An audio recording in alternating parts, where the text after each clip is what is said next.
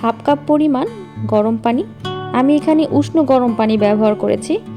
এর ভেতরে অ্যাড করছি 1 টেবিল চামচ পরিমাণ চিনি। এখন এই চিনিটাকে খুব ভালোভাবে গরম পানির সাথে মেশাতে হবে। গরম পানি ও চিনির মিশ্রণটা ততক্ষণ পর্যন্ত মেশাতে হবে যতক্ষণ না চিনির প্রত্যেকটা দানা ঠিকভাবে পানির সাথে মিশে যায়।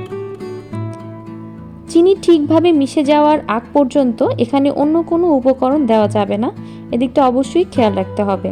তো আপনারা দেখতে পাচ্ছেন চিনিগুলো কিন্তু সম্পূর্ণভাবে পানির সাথে মিশে গিয়েছে।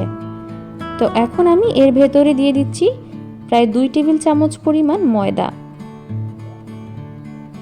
আমি এখানে ময়দা ব্যবহার করছি বলে আপনাদেরকেও যে ময়দাই ব্যবহার করতে হবে এমন কোনো কথা না, ময়দার পরিবর্তে আটাও ব্যবহার করা যাবে। এখন ময়দাটাকে খুব ভালোভাবে পানির সাথে মিশিয়ে নিচ্ছি। এখানে আমি আরও ময়দা ব্যবহার করব, যখন ব্যবহার করব তখন আপনাদেরকে বলে দেব। বাকি 2 টেবিল চামচ ময়দা